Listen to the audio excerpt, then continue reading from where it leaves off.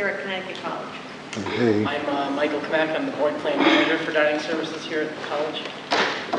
I'm Rob Shack. I operate Huntsburg Farm. We do about 2 acres of organic vegetables right now and have a lot more space to plant out. So looking for places to send all that food.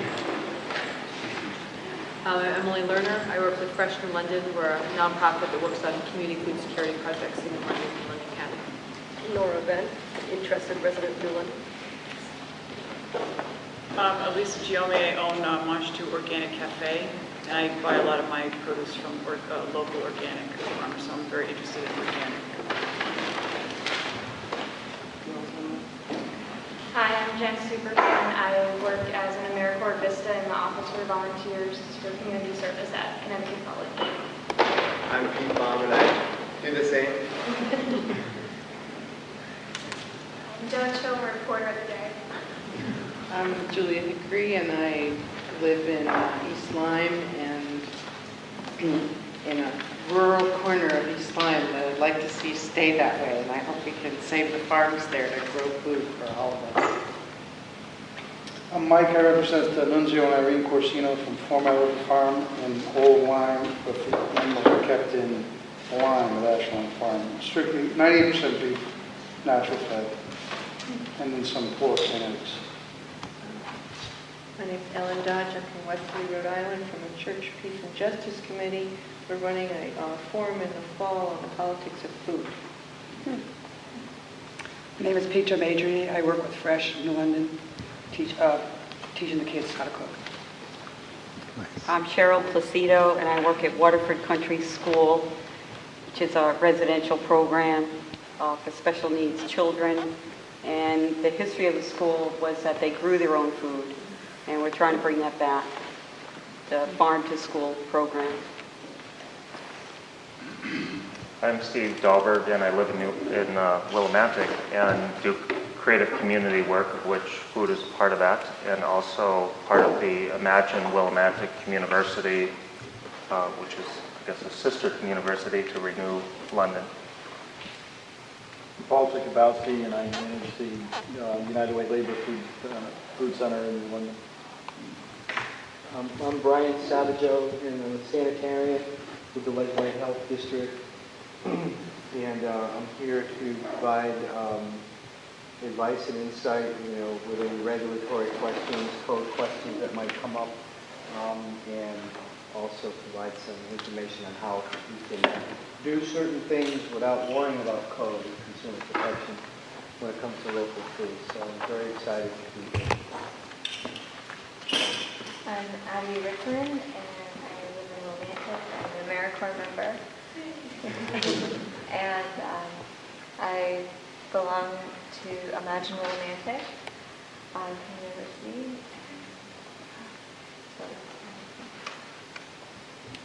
I'm Jennifer McTiernan from City Seed, so I successfully made it for New Haven. I'm sort of filling in for someone at the last minute. I'm glad I'm here, but I'm sorry I was a little late. But we're happy to be part of this conversation.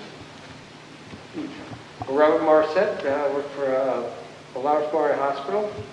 And I'm here to, how can I help, for the local community?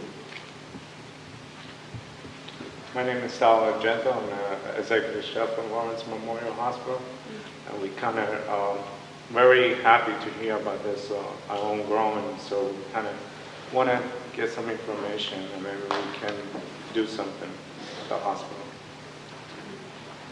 I'm Pete Della Rosa, holistic health practitioner in London. Stephanie Morton, I'm a service learning coordinator for New London Public Schools, and I run the Bateswoods Environmental Education Program. I'm Ronna Stuller. I'm a preschool teacher and have a lot of interest in what our young children are eating, and I'm also chair of the New London Green Party. I'm Roberta Payroll. I'm from Norwich, and I came because Art sent me an invitation. I also am quite involved with the Sierra Club, so I'm interested in food because it's connected to our energy use, the environment, and health. I'm Cheryl Torbrand. I'm an ex-Pfizer employee. Now I'm a science writer, and I work with Paul on the board of the New London Food Centre. And I'm interested really in community and food and really giving the poor good options for healthy eating. I'm Kendall Tor Brown, and I'm just an interested high school student. Well, he's my son. Don Hess, certified organic farmer. Want to introduce yourself? I'm Ellen Anthony. Still? New London. I hang out at Fiddleheads. Sheila Herbert, Fiddleheads. Okay, under issues discussed, major issues, constraints, and obstacles. Number one was getting fresh produce to the population most in need. Secondly was to be able to create institutional, and by institutional we mean colleges, hospitals, any entity dealing with producing food for a client base, institutional link to local food services, and then how to create local distributors of local produce, because most of the distributors dealt with by large institutions are not local. They food from all over, but not necessarily here. And pros and cons. Use this forum to create processing facilities like a stainless steel kitchen where farmers could go in and with their excess tomatoes and create tomato sauce. Any type of processing that would involve using local facilities, which not everybody has the money for their to set up any kind of processing facility. Use the city seed model to educate and to model to clients how to prepare food. In other words, we discussed the fact that people may not know how to cook broccoli or fix an eggplant or what to do with it. And City Seed has the cards with the recipes on, but some people, rather than reading a recipe card, learn through watching somebody else prepare it or helping somebody else prepare it. So, and that could also be used for the processing facility. Kitchens would be training along those lines.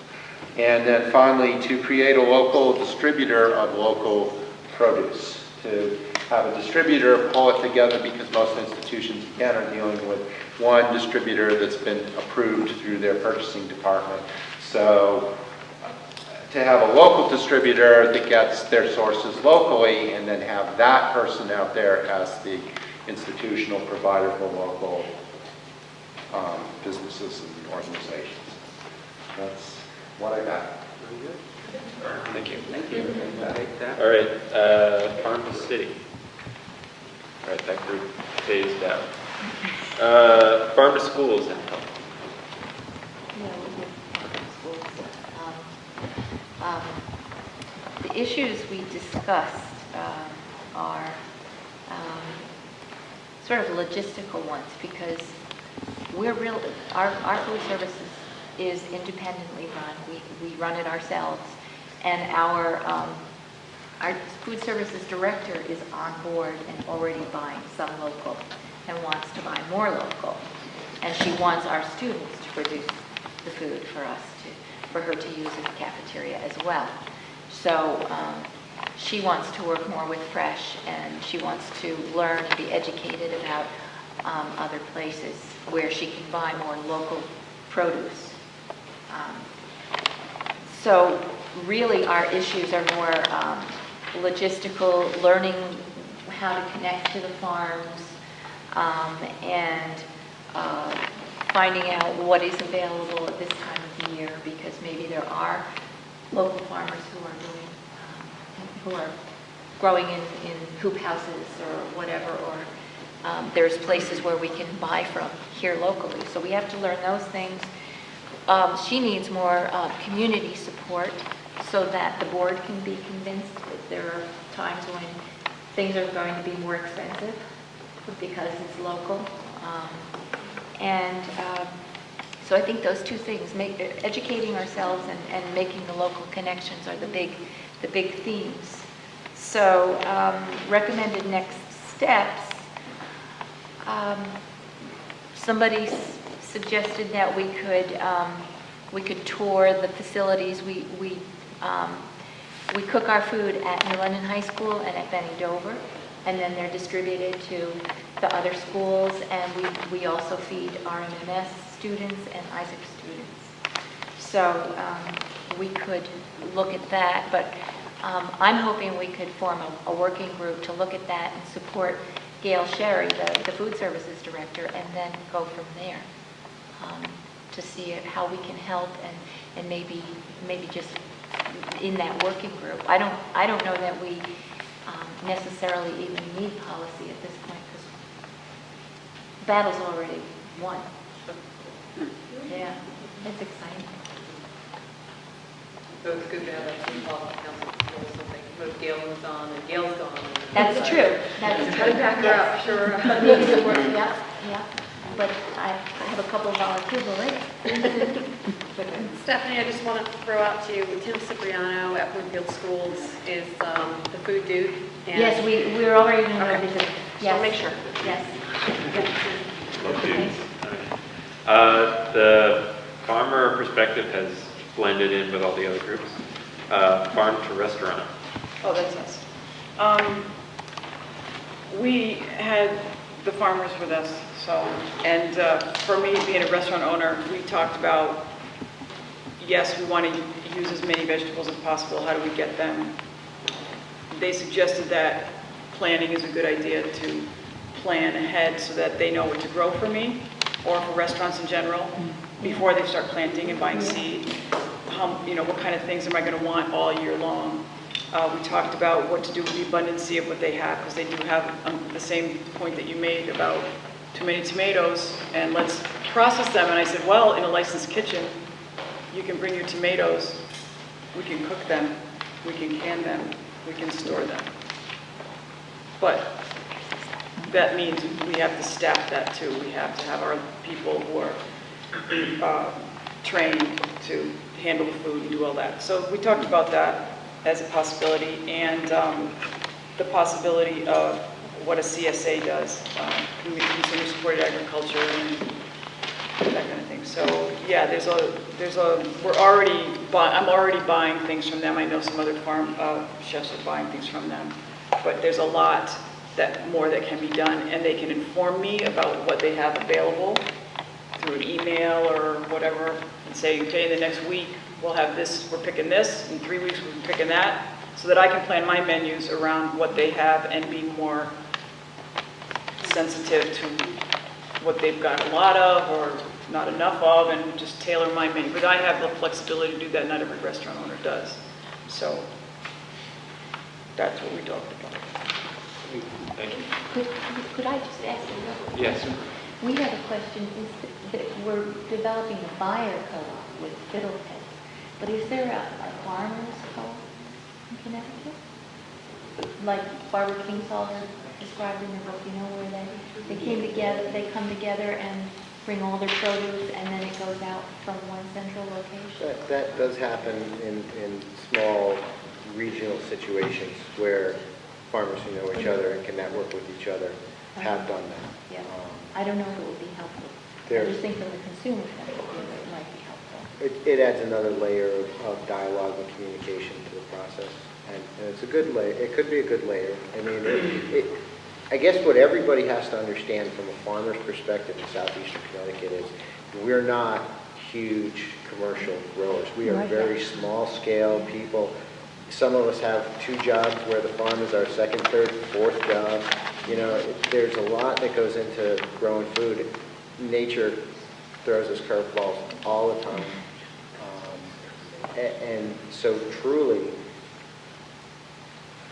from just about every perspective of every single one of these little groups, the more dialogue you can create with the farmers, the more you can let us know the kinds of things you're going to want, the more community support in labor and volunteerism, people to come out to the farm and just be involved in what happens on a farm and help One of the ideal CSA models that I know of is down in New York City, where my farmer friend drives the truck down, drops the stuff off.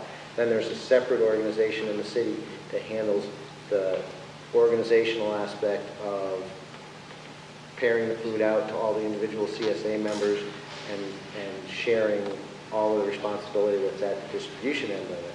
And, you know, I mean... So the farm can just farm. Yeah, I mean, that's really what it takes. Yeah. But to her point, I think one of the voids that is out there, that's where I thought fiddleheads would fill in. At least fiddleheads was the conduit to know who was doing what.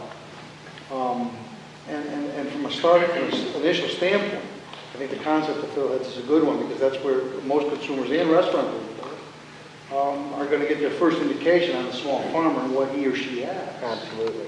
So I think we have to utilize what's in place already. I mean, it's got to a point where when I talk to, and Sheila doesn't know me, but she has her brother who owns it.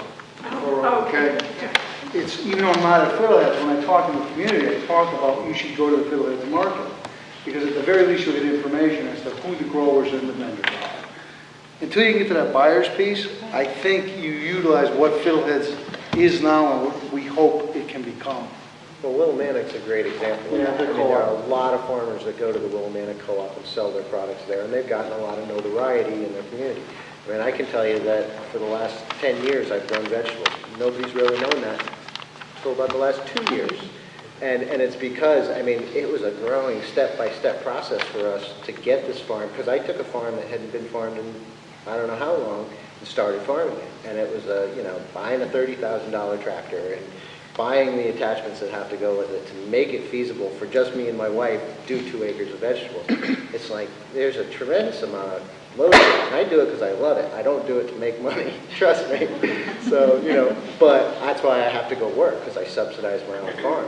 Whereas if there was enough communication and enough organization that was afforded to me as the help to do that, I could plant 4 more acres of vegetables and produce a lot of food. And know it was going somewhere. And know it was going somewhere. But the one physical person can only do so much, and on a small farm scale, that's a huge thing. That's why we're here. That this is the start. Yes, ma'am. Yeah. I'd like to say about Stephanie's original statement about Farmers Cooperative. Digger, I think you're part of one on Saturday mornings when you and Fresh and the Peace Farm. So Yes, 3 of us farmers. the 3 of you get together in one place at Fiddleheads. We all do And very different things. So you've got a we're able to beautiful put on layout. a very nice spread at Fiddleheads with a lot of variety, and it works very well. So now you just have to get more people into Fiddleheads so that we don't go home with anything at the end of the day. Right. Everybody has to get more people into the But for schools, I would think that the amount of food that you have to make every day, yeah, so if you say, oh gee, this week we're going to be making these 5 meals, I need 5 bushels of peppers, I need, and it might not come from one guy, but it might come from... We have 3,000. Yeah, but think of what you... But you know what it is? One of the things an organization like this should do, and it's a double-edged sword as he speaks to. And I tried this concept, and pardon we did an event for Conn College. But we thought it was an event, you guys did a consortium of some sort where we did the free-range beef. But we never got a call back. And if you would have called us back and said we want 250 pounds or something, we probably couldn't do it. But part of what we should be doing is having themes in these schools. It doesn't have to be every day. But once a month, once a week, that helps the farmer, it helps the kids start, because kids are starting to realize what eating fresh is about. He may not be able to provide you apples all the time, but I'll bet you there's 2 times in a month where he can give you all the apples you want. Same thing with a lot, like with many farmers. So if we could at least start initially, but then you run into these school systems that say, well, we can't buy from you because you need a $10 million liability policy, or we can't, who's going to come get it? No, but I'm saying the farmers have it. The bigger organizations, sometimes we can't get it to because you're not doing an educational piece. And that may help initially just to use some product, but also initiate with kids what eating fresh is about. Because there's going to be a new school curriculum in 2 years on eating healthy for kids that most districts are going to have to follow. So it's a community. Yeah, yeah, and it seems like we're at this point where we need sort of like infrastructure, we're always trying to work like, oh, we need tomatoes, like, oh, call the farmers, but if we work backwards, and like, if Digger knows that he's gonna have a contract to supply tomatoes for this many months, for this many pounds, exactly. he can plan a year ahead. So what we need to figure out is how and who coordinates all of that. There's two things. One of them is the assumption that farmers don't have big liability policies, and they do. Yeah. They do have big liability policies. The other thing is a new distributor. We need, the Willimantic Food Co-op needs, it sounds like various entities here could use a new distributor, a new company, somebody who is enterprising and who goes throughout New England, Pennsylvania, New York State, and gets produce, and there might be other things. It might be able to go beyond produce. There is a YouTube, which I'll share with everybody here. Philadelphia has they launched a natural farm food distribution that, it's a distribution only of the local farmers. And it's, on farm, and it breaks down in terms of institutions, schools, hospitals, as well as consumers that, But doesn't that add another layer of cost?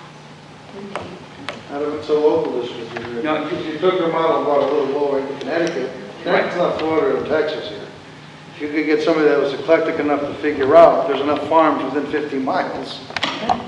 Sometimes another layer. There is a group like that. There is a group called CT something. Well, there's Connecticut Grown. No, it's another one. I'll send you the email. But it's a website that somebody passed to me about shipping food to restaurants from farms. They're like a distributor. But there already must be like a buyer for somebody who works for the school system who is like the buyer, or someone who works for L&M who is the buyer.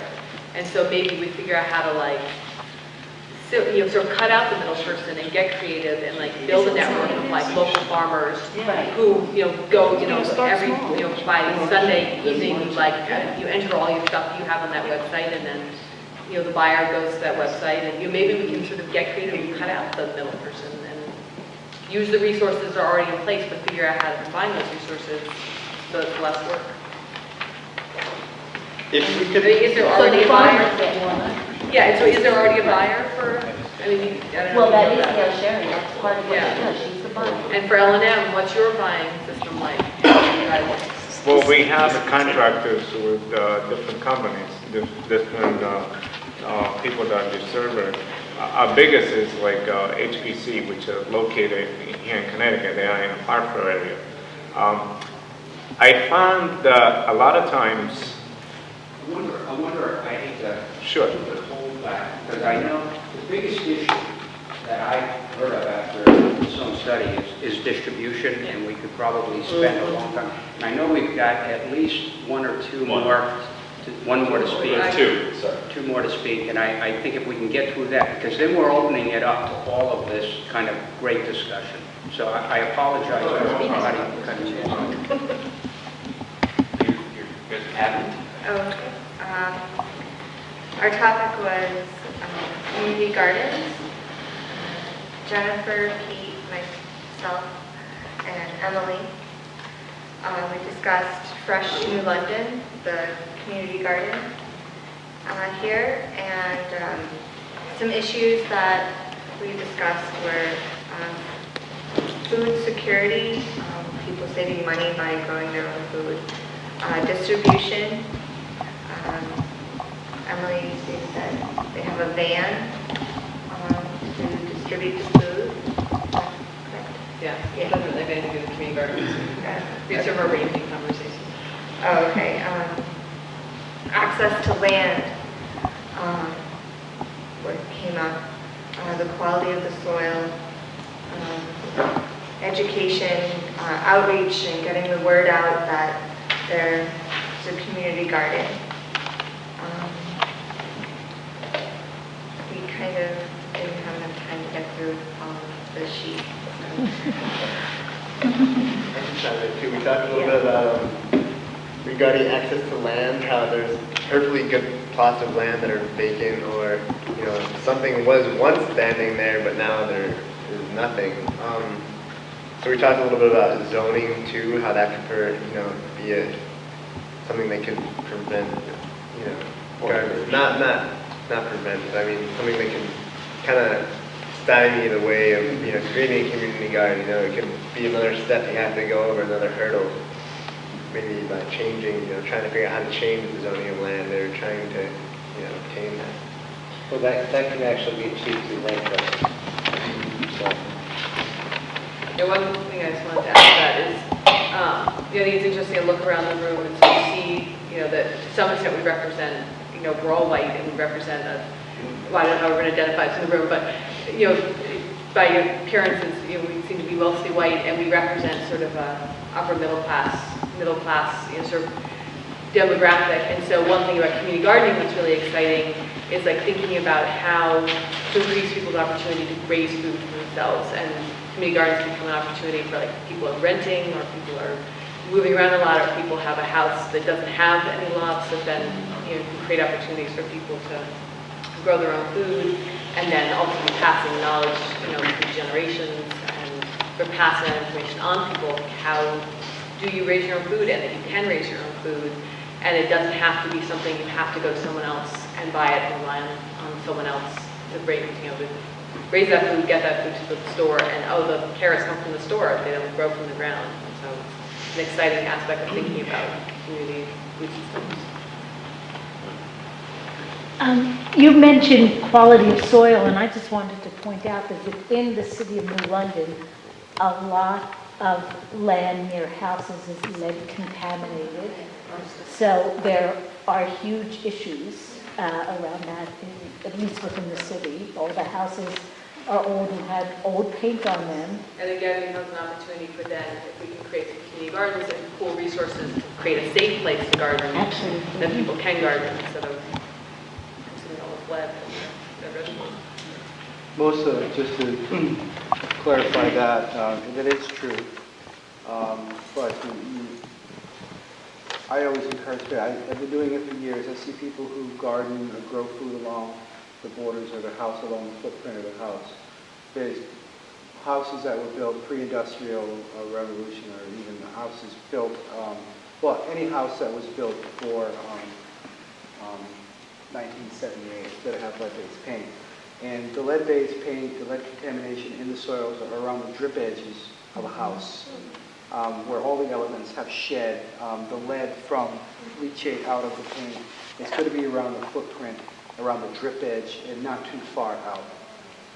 That's where the lead contamination is going to be, just to clarify that. But the other side, the other thing is, if you have properties that has been a lawn or a garden, and people who have, in residential areas, then back in the 60s and 70s, people were using chemicals like chlorinated hydrocarbons, and the Department of Agriculture experiment station in New Haven has lots of research about how persistent that is in soils, and they've grown gardens in these soils, and they've analyzed the cucumbers and the tomatoes, and they've been able to clearly demonstrate that produce does uptake chlorinated hydrocarbons and lead. The more water producing the produce is, the more lead loving and heavy metals it'll suck up, and your hydrocarbons as well. So that being said, there are services, and always, if you're going to plant a garden or grow food in the area where you don't know what that land use has been, test the soils for that. Where does one go to test the soil? Your ag experimentation centers, yeah. That's the soils. You tell them what you're looking for, and they have forms that you can use. So that was a very good point, and I was glad I could offer that. Did the advocacy group, was there? Yes. Yeah, I was the only advocacy group, but Tell us I talked to myself. Yeah, they're advocating for the. Yeah, so I mean, I'll just tell you my point of view here. So it seemed to me like, you know, I was pretty sold on her idea of forming this food policy council. And I guess that's just my point of view, but as I try to work and do outreach to the community more, I think it would be useful for at least the leaders of committees or whoever to talk about and make time to think about and talk about these societally created divisions such as class and racism, which I think would be important in New London. And I just wanted to recommend, to me, I think, I haven't seen all the resources that are out there, but one that's quite, I think, compassionate and useful is one from the National Coalition Building Institute. They have a workbook, they have a manual. Of course, it's better if you can spend time and get trained, but in the meantime, I think one of the obstacles in overcoming this is people's time, finding somebody who likes people, who likes to listen to people, and would be willing to do that kind of outreach and step out to kind of build the organization and I'll call it a coalition, I don't know what else, yeah. So that was my input. Excellent. So I guess we pretty much hit everything. We had the farmers folded into the restaurants and we covered. You know, when this is really about a conversation anyway. This is really not about deep problem solving and solving it all tonight, because obviously that's just not anywhere near the expectation. But when Misha and I have talked from time to time, I said we need to feed 75,000 people. Of course, that number is what does it really represent? City of New London proper is around 26,000. Maybe if you put Butterford in there, and I don't know, and Groton, well, I don't know, Groton may push it over beyond the 7. But the idea was that we have a sizable number of people right across class, right across age, right across from a racial, ethnic diversity perspective, and that we just have 75,000 people who need good food, real food, not the kind of food that all too frequently we get from the system that exists. And, you know, how can we make that happen? And that's just kind of trying to get your arms around or put a big kind of circle around this thing. And it may be, you know, that we need to take smaller chunks of this and begin to look at it and prioritize that in some way that begins to become an effective way to deal with this issue of getting food to everybody. And the other thing is, I always like to throw that number out because I like to see what farmers do. You know, they'll look on the farmer's face when they say, well, you got to feed 75,000 people, now what? I can feed 150. 150? Sure. Why not? Yeah. But, you know, even if we're supplementing and we're building capacity and we're telling farmers we want you to come back because we have demand, and we begin to grow this in some way that says there's this, we begin to grow our supply and the demand begins to reach up. We're rebuilding that engine that, as Jennifer said, that the infrastructure that has disappeared. We had local infrastructure, and we had it all over, certainly the Northeast, local farms, all the trucking, all of the delivery systems, everything existed, and they're basically not all there, and in some cases they're completely gone. So thinking that through is going to take, you know, probably, certainly more than this session and a bunch of follow-ups. So maybe it's just good to, I know our agenda says we've got some open-ended questions. I know we want to get to where do we go from here, and there's also, before you leave, there's also on the other side of the agenda, there is a little survey or questionnaire that if you could fill that out, that'll just help, again, to compile what we've got and, you know, what you all think about what's just happened and where, you know, where you individually would like to go. So I can, you know, are there any questions regarding any of the discussion that's happened so far? And I know that you are talking. Well, the one thing that I was going to say is we are a pretty large organization being in a hospital. I mean, we buy quite a bit of food, I went to one of these seminars about a year and a half ago in Stonington, where we have lots of seafood around here, and nobody knows about it, and everybody buys frozen. So we went there. We were invited.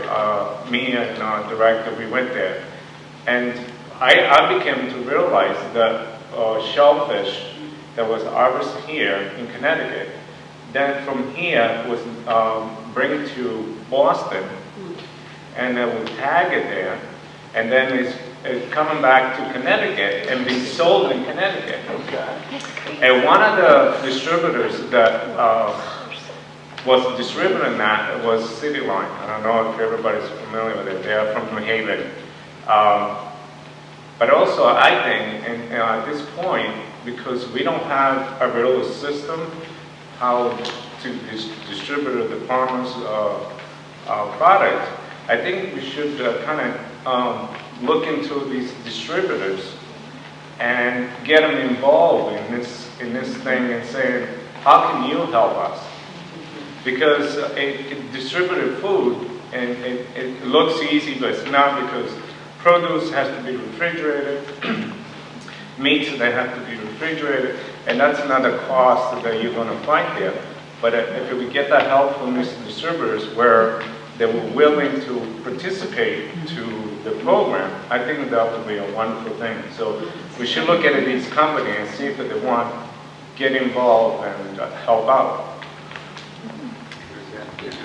I went to Lubbock, Texas once upon a time, and I was there with the Organic Cotton Conference, and we had a tour of the cotton gin, which is cooperatively owned by the farmers, the cotton farmers in that region. And the people who work in the gin are employees of the co-op, and they reserve, 1 day a week or something for organic processing. So it occurs to me that if the farmers in our area, and then let's just throw in all the larger consumers, like Fiddleheads will be a consumer of produce to sell on our shelves, and the hospital is a consumer of produce. So that if those two groups could get together cooperatively as a producers co-op and a buyers co-op together, that there might be enough funds and cooperation and expertise to create this business distribution route that has been coming up in the conversation. Anybody else have any? Something that just occurred to me is the re-education of consumers to want to buy more expensive produce from farmers or from markets or whatever. In general, the population around here is going to go the best bang for their buck. And frankly, organic vegetables and fruits and stuff from the farmers aren't the cheapest in the world. But if you want them, that's where your market's going to be. And if you don't educate people to want to do that, you can make all the zucchini you want. They're not going to buy it if they can buy it, for 50 cents cheaper in the market. I think that 5 years ago, how many food recalls did you hear of? And you hear it all the time. I have a stack this thick of food recalls, Right, and every time you turn around, everything is recalled. Right. The only trust there is in your next door neighbor, because you don't trust the newspapers, and you don't trust the media, and you don't trust anything but your local farmer. Well, that's So what that's we have. what's the That's price what I of mean, that is kind of exactly, trust? is to educate people. I don't think there's an education. I think the fear is there. And, anything you buy is either processed or poisoned. I know, but if you talk to people, they'll still buy the food that's convenient to buy in the market that looks good because it's cheaper. There is a cultural change as a country, much as we did with gasoline. We've become addicted to cheap. And so it's very hard. We'll kind of bicker about a nickel here and there for a tomato and go out and spend $40,000 for Exactly. an So SUV. they gotta want it. But and that's, I don't mean to, that's a broad push, but I mean, we have become, and it's just it's natural, actually. When food is cheap, then that's how people begin to think of it. And so there's going to be some shifting there. Some of it, I think, is what was said here, is the quality of food and the importance of it is going to start to play a role. The other part of this too is in that, you know, you're talking about gasoline and pricing and trucking and shipping and all of that. The farther we ship it, the more it costs. Local and organic is the way to go. The next food scare is going to be, you know, what is it going to be? It was chili peppers, it was tomatoes, it was spinach the year before. I mean, every time that happens, the shift to, you know, another farmer's market. Farmer's markets are popping up in this state like popcorn. I mean, they're just popping everywhere, and there's a reason why, and the farmers can't produce fast enough. And, you know, there's a lot of pressure on the farmers to continue to produce. We need to get more land into production. We need to get the kids out of the colleges, like Conn College, like UConn, get them onto farms that are out there. You know, we've got a lot of farmland in Stonington that's not being used, that could be used, and we need to make that shift. And that's part of the education process, but we're at the tipping point of this flipping for us. And that's part of our cost too, because we've basically abandoned all too many farms, and so once we create that capacity again, there may be some leveling out. Sheila, did you have a question? Well, one of my comments was very similar to Sue's in that organic and local is getting to be about the same as shipping from California. So that's one thing, but the piece that Elisa was talking about education is really important. Even though, you know, you're looking at the economy of things, it's like we need education because you eat good food, you're going to be healthier. And so is that important to you? Is it important to you how good you feel when you come out of Manchatu? I mean, she serves organic food. I mean, you feel good. And so you know, so that education part is important.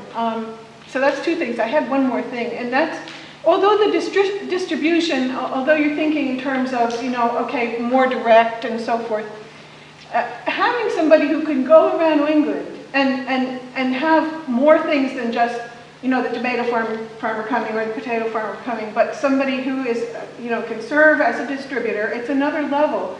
But I think it could be economically feasible, actually.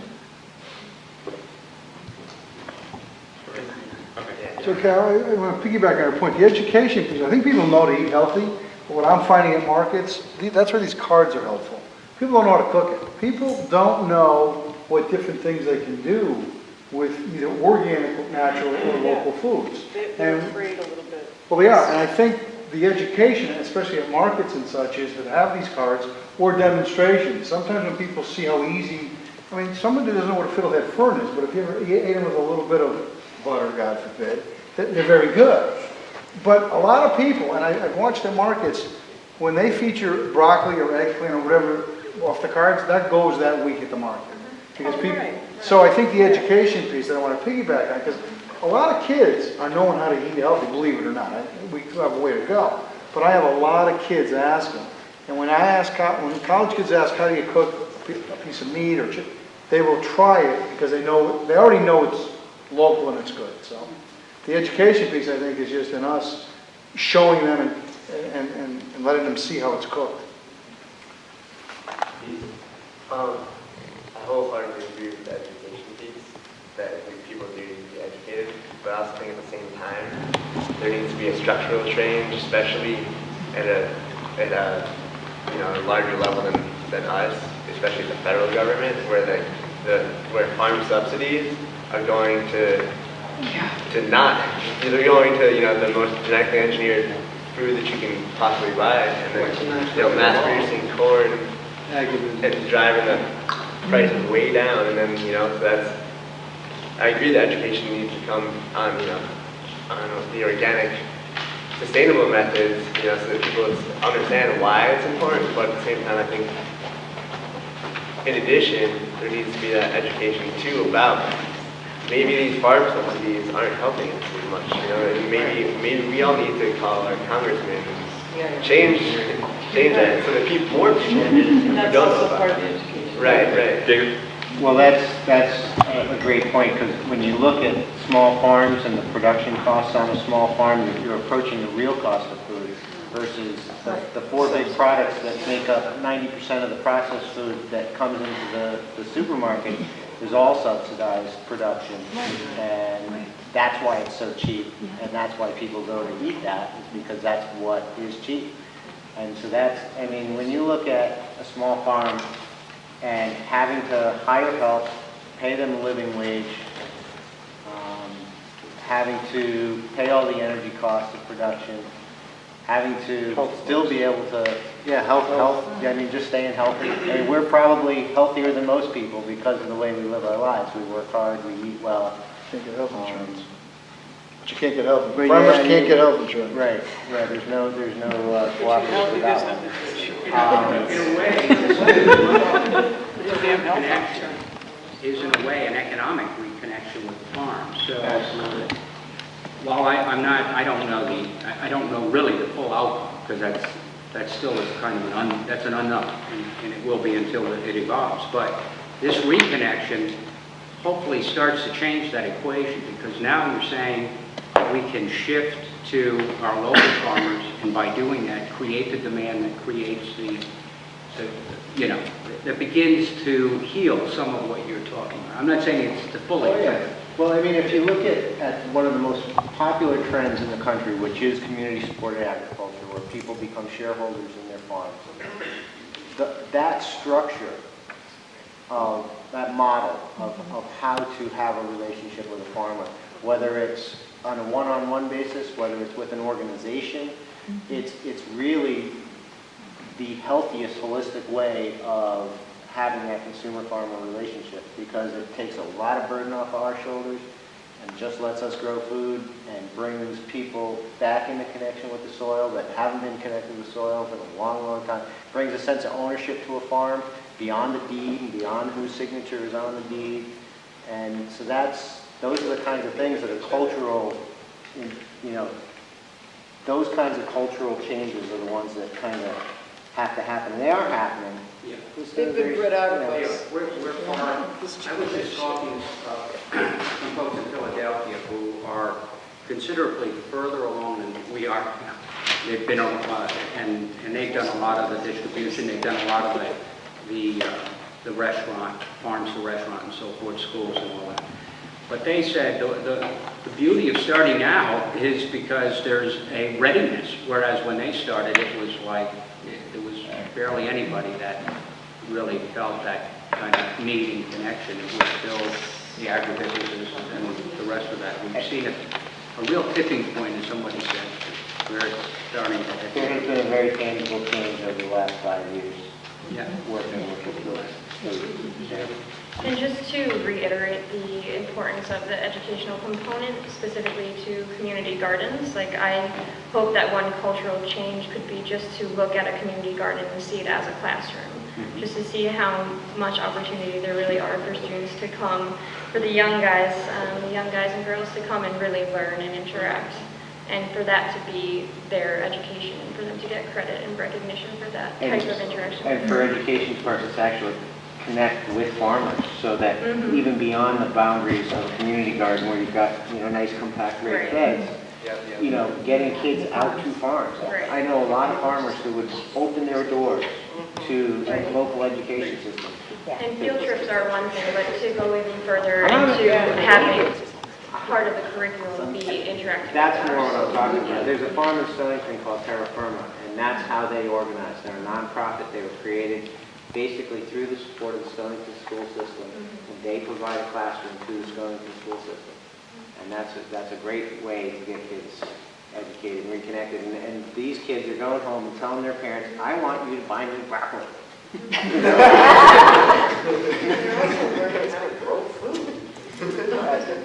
So I don't know how this would fit in sort of the purview of how if a policy council comes out of this or anything, but I think that all this, I think it was coming back to something that Sue was saying, that you get to or maybe Digger was saying, repopulating the farms, is that we have to be thinking about how do we make land accessible again to people, and how do we and I think we're running up against the fact that the cost of land is so prohibitive to anybody who wants to start farming. It's like Digger works at least 40 hours a week doing carpentry. Don is retired, it's like. But he worked 30 years. Exactly. So to be able to farm, you have to figure out how to support your farming habit.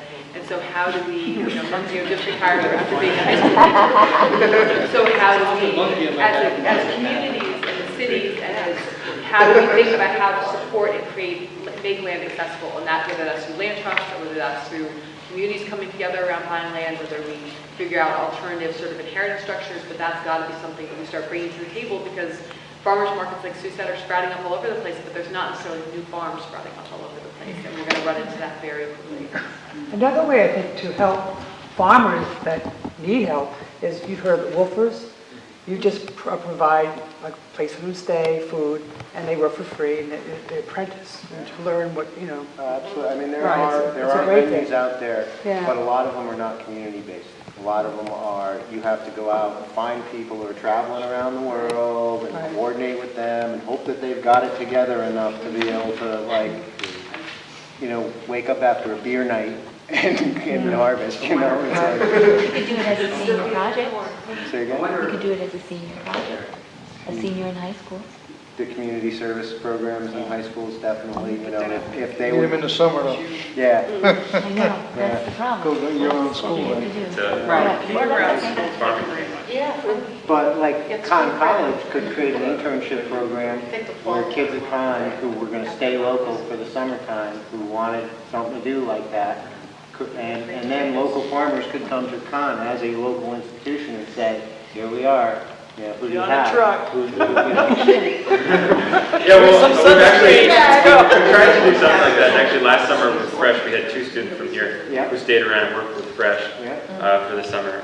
But this year, we had the same thing. We tried to work it out, but nobody volunteered to do it. But the thing is, we're still building that interest among students. And the thing is, a lot of people from our college anyway are scared to get involved in the community. And so we're really trying to they don't feel connected to it at all. Scared. I mean, not scared, but Scared, not the right word. yeah, scared. What's a better word? Yeah, apprehensive. Or and OBCS is one of the great organizations at our school because they work really hard to connect students from our school with people in the community. And so, in many ways, Where else do they want to go? with the which. I think it's just there's not enough communication about the available resources in the city for the students. They feel like they just have it here, like If this there's is an alternative, their what habitat. happens? Sorry, If you don't go to New London, what do? you just stay right on Yeah. campus. Really? Yeah, well, I mean, exactly. So Most that's why there most needs people do that. to be better Believe it or interaction not. and communication between the city and the school to trade resources, to share all of those resources. They don't even get mentors and say, Yes. I think many do, I think many do. Yeah. One of the things you can do, and you're not there yet, but as an organization, you need an organization, when you look at and believe me, I don't have a lot of time to look at the new farm bill, but there's grant monies in there for different ideas to capacity build, but you need that organization, whether it be an economic organization, one of the good things that City Seed does is they write grants. Jennifer really didn't talk to you about that, but a whole plethora of other opportunities now come forward because the resources are there to have some grant writers in place that sustain the organization. It all has to do with the farmer. I mean, sometimes you don't want to get involved with the government if you're a farmer, believe me. But there's other times in your pieces where you do want to use that money to capacity build some of the ideas that we hear around the table. Whether it be a school to food program, or, there's monies in the farm bill, but you need a viable organization to write the grants. Yeah, I agree, and we're probably at that point where we want to start to conclude and then establish our next meeting time and what it will be about.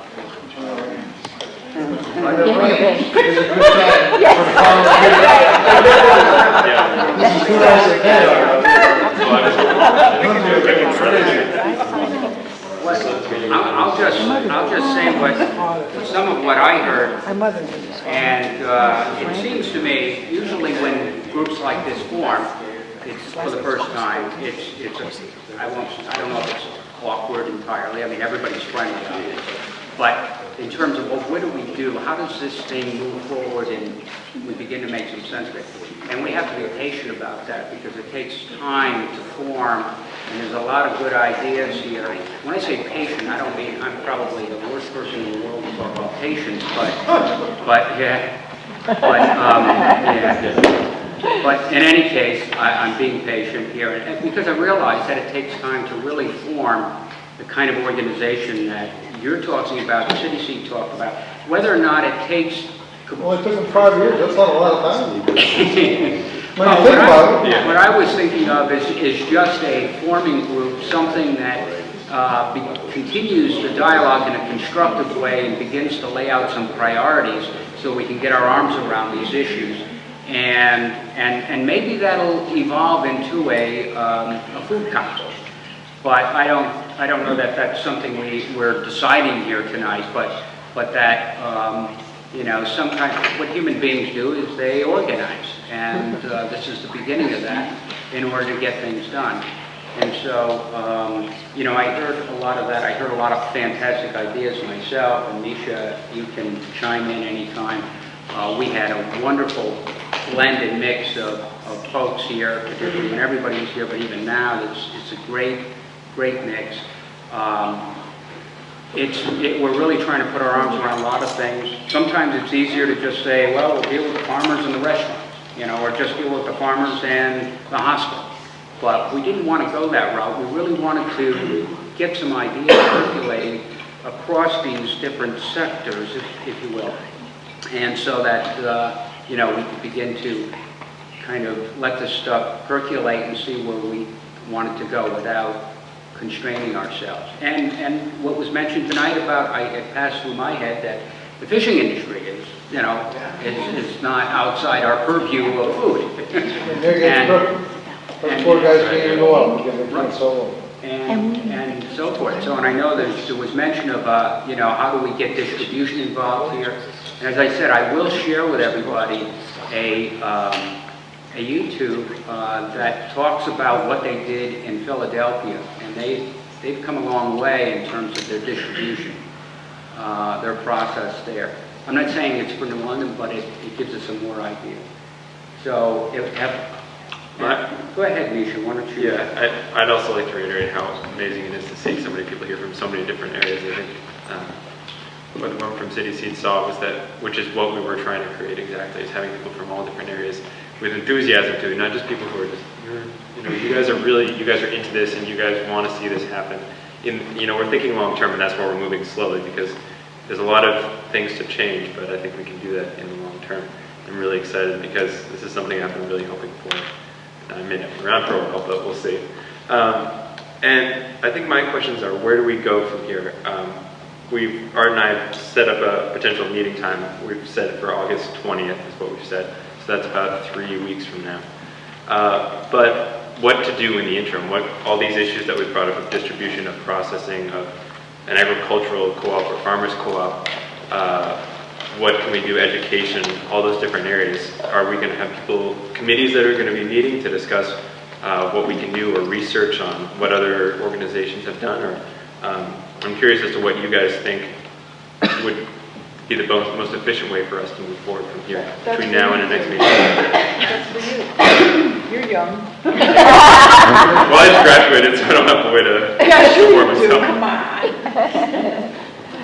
I will say this, Misha, what you got to keep in mind, it's great you're meeting, but the people that are in the fields, outstanding in the field, so to speak, this isn't the best time. I mean, you can meet. I'm not trying to discourage that, but I think this is high season for a lot of us. It was tough getting it, and I think you should still meet, but don't get disappointed if until at least after the fall that there's no way, unless Lindsay was going to come to every meeting, that we can do this. As I can understand that. Those of you that have municipal jobs or something, that's okay. Well, we might have. You have to understand that. That's all I'm trying to. I think that's maybe a planning meeting that would be, say, on the 20th, that would lay out for September, October, if that's a time. Well, that would be helpful from a farming standpoint. From a farming. We get a lot more of you farmers here if we did it in the off-season. A lot more, it would be better to do that, a meeting in the off-season. Well, that may be, but you still need to talk about some of these issues. Right. But something, I don't want the lack of interest to be interpreted as a lack of interest from farmers. It's just a tough time of year. How do we hear from you what connections you need and that would help you and support you so that you feel stronger and connected? Because you can connect with us and inform us about that without coming to a meeting. But we need to be here for you, and we need to be learning how that connection is going to grow. Well, that conduit would be, and again, in my mind, it would have been fiddleheads, because I think in the future for us, that was going to be where newsletter and information about what we had, what our season was going to be. In an organization, eventually like City Seed, if that were to come here, that would be the entity. But for the time being, it's just, we plan to use, you don't know this yet, fiddleheads. Because again, we're out of there now a little bit because the markets, but when the fall hits, I think there's going to be a 2-day-a-week presence. Well, just a little, Fiddleheads, of course, is a natural foods cooperative. And so a cooperative is a full-service grocery store. As we had a meeting last night, and basically we're going to an intermediate step where it will be half and half. In an intermediate step, it will be half grocery store, half farmers market.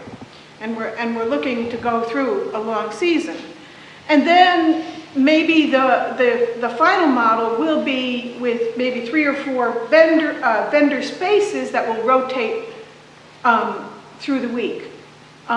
We talked to Stuart Reed from Co-op 500, and he said this is not usual, and so he's going to be watching it closely because this is not a typical model. So, there is potential, but what I'm thinking is what you're looking at maybe is more of an umbrella organization than a food cooperative for what you're saying. The store is not a food council. The council could coordinate. I hear you, but I think when we looked, there was a void in New London, and we looked at Fiddleheads at one point. Where do they go? Again, I'm being frank with you guys, because there was nowhere else to go. That's why we established a presence, joined, and encourage other people to join. Because the only way they're going to find out about us is by going there. The only way they found out about us at these other markets was to go to Worcester and say, here's your flyers, here's what we do. Until that organization exists, they're the best thing for us. I think the reason why we wanted to gather here in the park was because we agree that Fiddleheads is a major stakeholder in all of this. But when you talk about feeding the entire city and the hospitals and so forth, we want to make sure that we up this to a level that has oversight on how the food flows. In understanding that, I was trying to answer this question. That's a legitimate one. How do you know what we want, right? There's no conduit running out there. That's a very legitimate question. Goes back to David's point. If he knew ahead of time what he could feed and sell, we would do that. So if you could establish where that would be, we would certainly utilize that. I'm not saying that Fiddleheads no, I understand. Continue in that role. I'm just saying that one of the things, if we can, it's like your mission statement. I like the whole thing. I'm sorry? It's like your mission statement. Yeah, well, it's part of the mission statement, and if we need to, depending on how all of this begins to shape up, whether we create an organization, obviously we have a coalition of organizations, the schools, the, Fresh and so forth, that are all filling a lot of these needs and Fiddleheads. As a result of this and subsequent sessions, Greater New London Farm to City Coalition was formed. Our mission is to strengthen the local sustainable food systems by connecting local food producers with local food consumers. Out of that vision grew a set of governing principles. These are: our food sources will begin locally. They should be diversified, sustainable, safe, and secure. Food should be accessible, affordable, and available to all in our community.